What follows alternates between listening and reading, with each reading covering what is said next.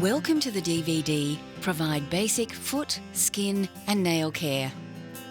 In this program, we will cover preparing for basic foot, skin and nail care, performing basic foot, skin and nail care, cleaning and storing equipment and materials, documenting client information and cultural considerations.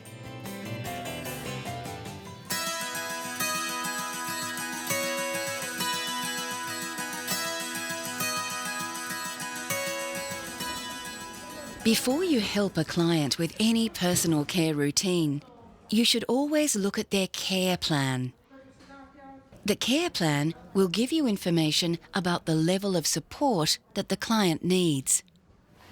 In relation to the care plan, we read the resident's file and we then explain to the resident what we're going to do and the process before we do it. The first thing is to read the care plan.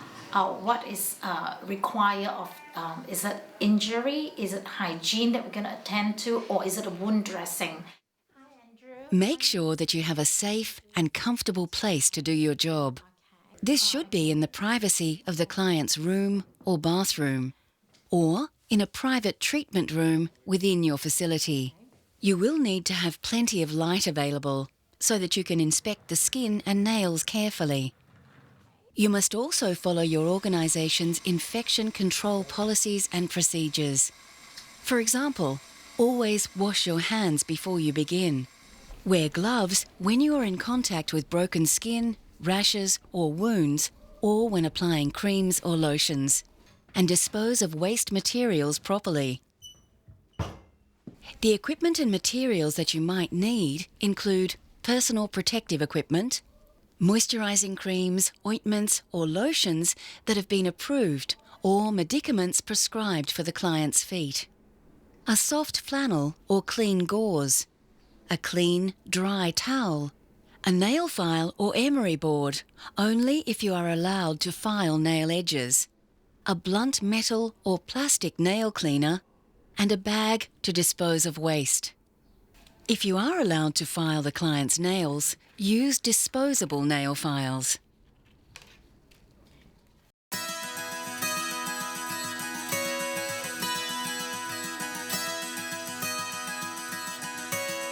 Explain the foot, skin and nail care procedure to the client before you begin. Help the client to remove their footwear.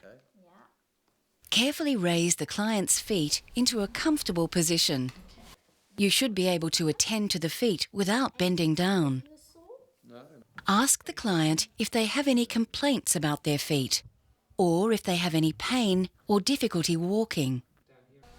Check the client's feet for signs that the footwear is tight or uncomfortable.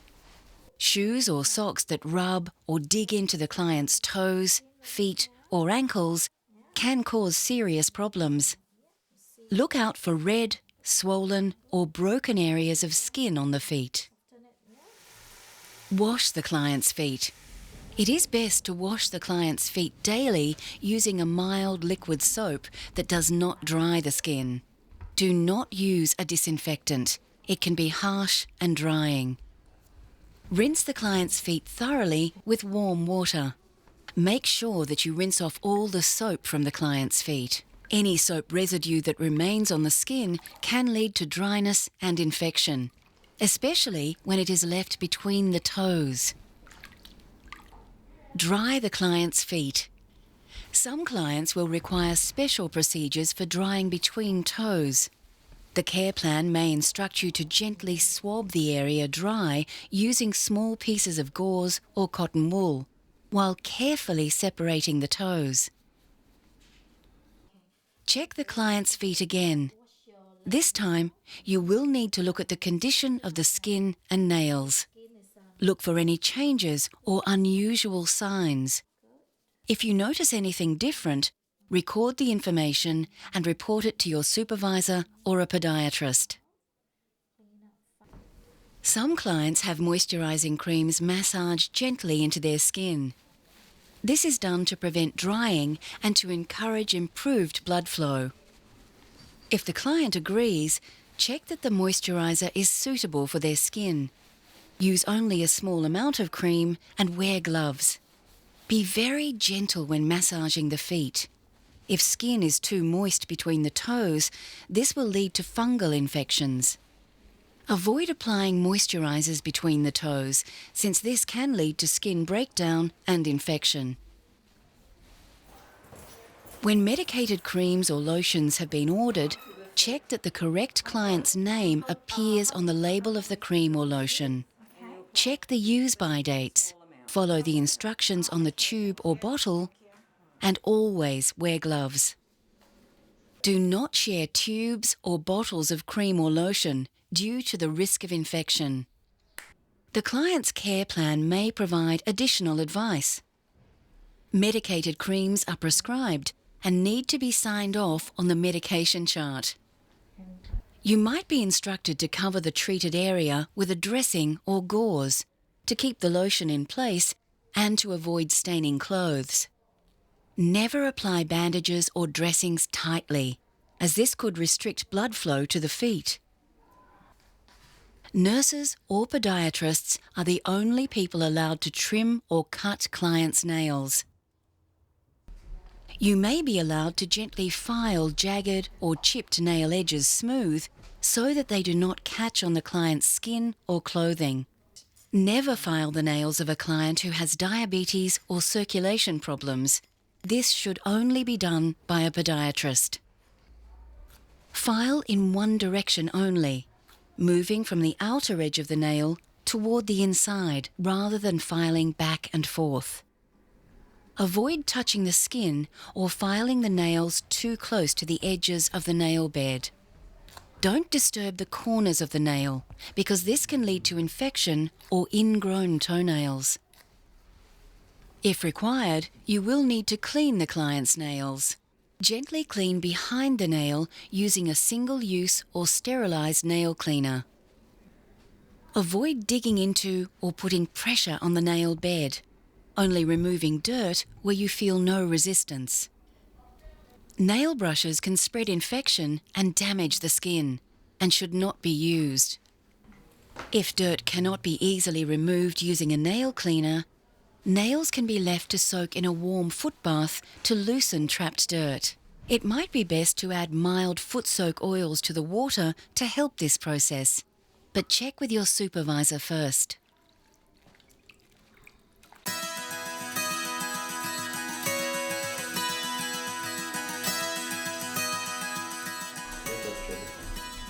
Once the client has been left clean and comfortable, it is important to dispose of biological waste with care.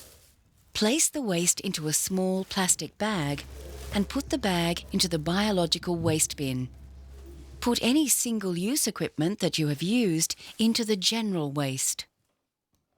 If medicated creams are to be kept below room temperature, you will need to put them back into the fridge used only for medications. Do not store foot creams or lotions in a fridge used for food. Remove your gloves by turning them inside out and place them into the biological waste bin. Take care not to touch the outside surface of the gloves while you are disposing of them. Wash your hands. Equipment that belongs to the client should be soaked in a mild disinfectant solution and then dried and stored away with the client's own belongings.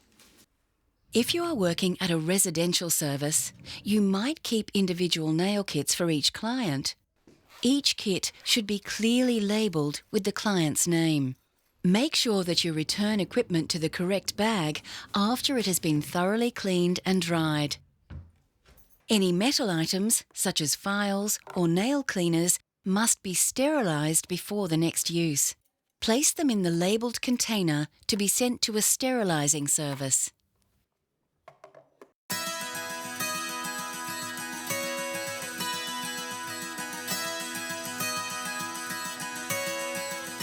At the end of each shift, every PCA is required to fill in our personal care folders on all of the residents that we've attended to that day. If I found a break in skin integrity within the foot region, I would refer to my registered nurse. I inform them that this is what I found. I'd also like to get them into the room so that they can visually see the problem or the concern that I have, then I'd also write within the progress notes to inform other care staff. It could be your responsibility to make a referral to a podiatrist. Referral forms usually require a brief sentence or statement about why a podiatrist is required. In residential care facilities, all clients have a podiatrist attend their feet regularly. There may be a communication book to alert the podiatrist to any client problems or staff concerns when they next visit on site. Include other information that could be important for the podiatrist to know, such as the client's age, other medical conditions such as diabetes, and their ability to walk and follow instructions. Normal care staff in aged care facility, what they do every day or every 2 days, they will clean the feet, inspect the feet to see any skin breakdown, especially in high care residents. They don't cut the nails for high care residents, specifically for high care residents. They don't cut calluses and corns.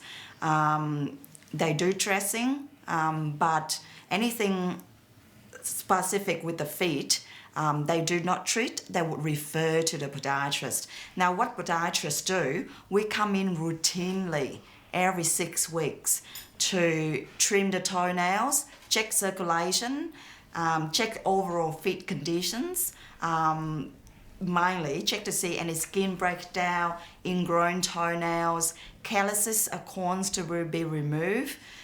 Check between the feet, between the toes to see any moist, so any fungal infections. Check the toenails to see any fungal infections as well.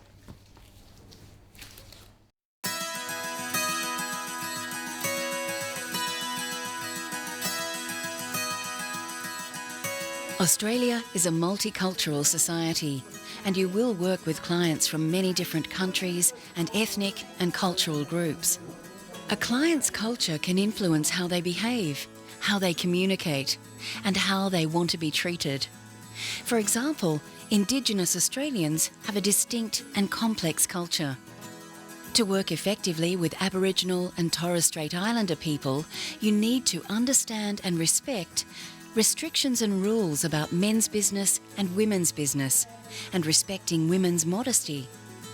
Clients using periods of silence and thought when making decisions, and using non-verbal cues to communicate. That direct questioning, making direct eye contact, or pointing at a person may be considered rude or disrespectful. The role of close-knit, extended families, particularly in relation to the care and treatment of older relatives. We like to create a pretty relaxed atmosphere.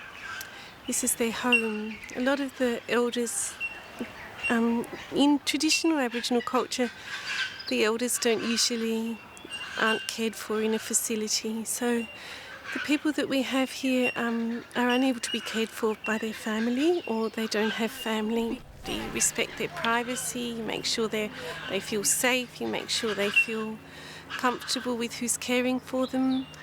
A lot of elders feel, one of our elders feels very threatened around any males at all, so around bathing time we make sure there's no males around her at all. You should also be aware of and respect important cultural factors, such as the historical events and issues that continue to shape the lives of Indigenous people today, the importance and role of tribal elders in making decisions on behalf of the tribe or group, the complex kinship rules about how each person relates to and should interact with everyone else in and outside the group, the need to respect a deceased person and their family by not directly talking about or naming the person and destroying any images of the deceased person, being invited to use terms such as uncle and auntie as a sign of respect for older people in the community, even when they are not blood relations. A lot of these considerations, such as respecting women's modesty, respecting older people, and understanding the importance of the extended family, also apply to other cultural groups. It is important that you learn about a client's culture so you can be sensitive to their cultural needs and can build positive and trusting relationships with them.